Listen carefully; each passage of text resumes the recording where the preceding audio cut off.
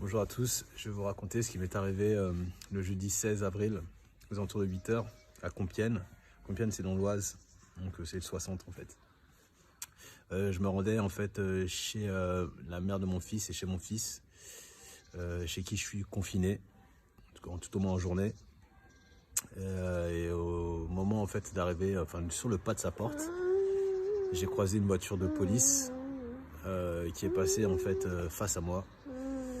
Je précise que la rue en fait était pleine de monde et que j'étais la seule personne en fait à avoir les protections sanitaires adéquates en fait pour le Covid. J'avais un masque et j'avais des gants.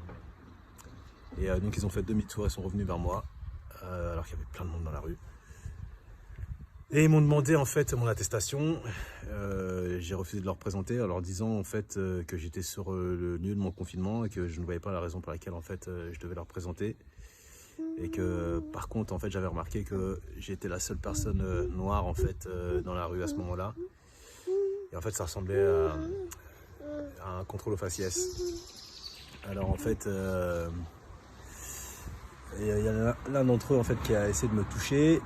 Eux en fait ils n'étaient pas du tout équipés, ils n'avaient ni gants ni masque sur la figure.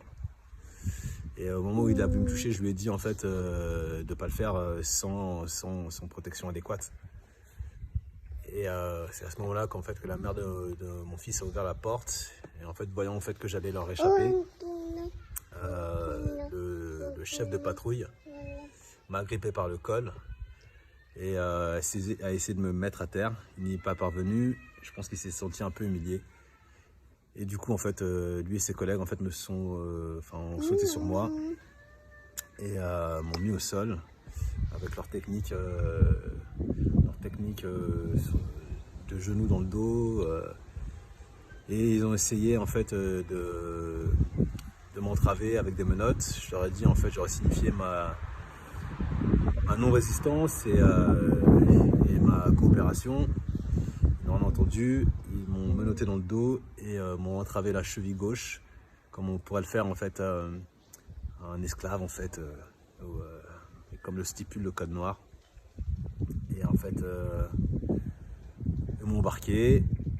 Une fois dans la voiture, dans la confusion, en fait, mon masque de protection est tombé. Dans la voiture, en fait, j'aurais demandé à ce qu'on me remette mon masque. L'officier en fait en charge, donc le chef de patrouille, m'a violemment remis sur le visage en me pinçant le nez et en mettant sa main sur ma bouche pour m'empêcher de respirer. En fait, il a essayé de m'étouffer. Et arrivé au poste, je leur ai dit en fait que c'était pas possible en fait d'entraver quelqu'un en fait par la cheville, notamment un homme noir. En fait, ça faisait remonter trop de trucs et que je n'étais pas leur nègre. Et à ce moment-là, en fait, ils m'ont dit que des nègres comme moi, en fait, ils en voyaient tous les jours, que je n'étais pas le premier ni le dernier.